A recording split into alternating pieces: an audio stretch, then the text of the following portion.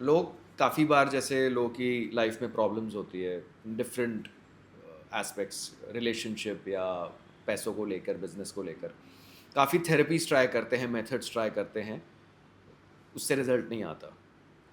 तो फिर उनका रास्ता बनता है कि कहीं ना कहीं कोई चीज़ उनके आड़े आ रही है। हुँ।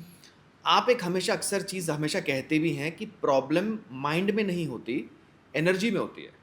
इसका मतलब क्या है एग्जैक्टली exactly? थोड़ा। सो एक रिसर्च भी हुआ है, आप ढूँढ सकते हैं गूगल पे, आपको दिखेगा, इस पे बहुत सारे वीडियोज़ भी है कि जब आपका बॉडी आपके कंट्रोल में है, तो आपकी 30% लाइफ़ आपके कंट्रोल में है। जब आपका माइंड आपके कंट्रोल में है, तो 60% लाइफ़ आपके कंट्रोल में है।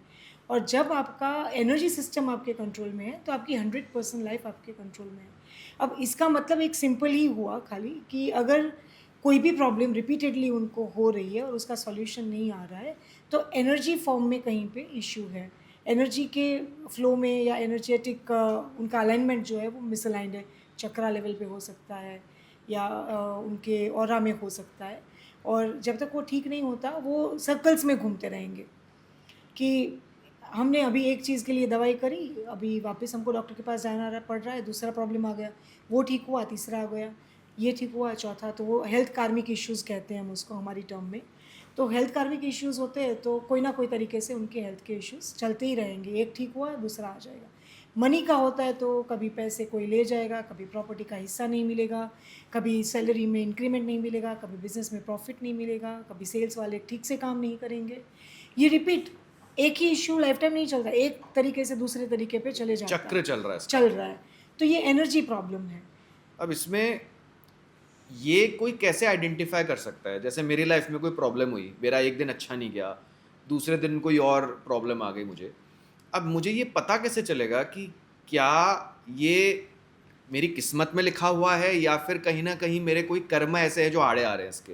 There is some connection between the past life और दिस पर्टिकुलर लाइफ।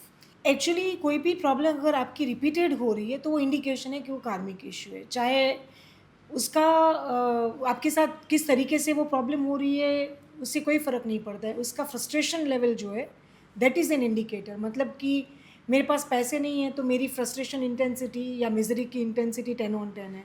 अब मेरी रिलेशनशिप ठीक नहीं चल रही है तो मेरी मिज़री की इंटेंसिटी 10 ऑन 10 है। तो मिज़री के साथ मेरा कार्मिक इश्यू है कि कुछ भी हो रहा हो मेरी लाइफ़ में, मैं मिज़रेबल रहता हूँ।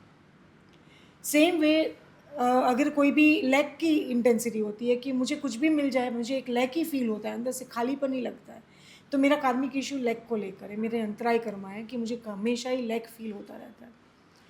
या फिर अगर ये होता है कि मुझे समझ ही नहीं आता प्रॉब्लम्स क्या है और मैं उसका सॉल्यूशन ढूँढ ही नहीं पाता हूँ, तो ये दर्शनावर्णीय कर्मा हो गए कि मुझे दिख ही नहीं रहा है कि इश्यूज़ क्या है, और मेरी पूरी लाइफ़ की थीम ही वो है।